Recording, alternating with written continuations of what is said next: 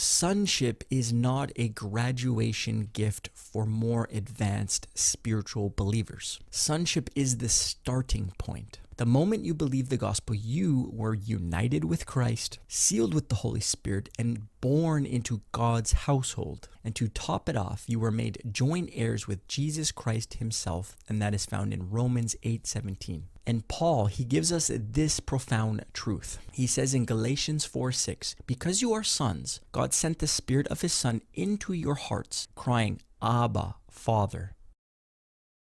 You didn't earn intimacy. Intimacy was implanted into you. A son does not continually keep knocking. He lives in his father's house. A son does not compete for inheritance. A son is born into it. A son does not labor for acceptance. A son lives from acceptance. And this is why grace does not produce rebellion. It produces rest, gratitude, and a spirit-generated desire for Christ.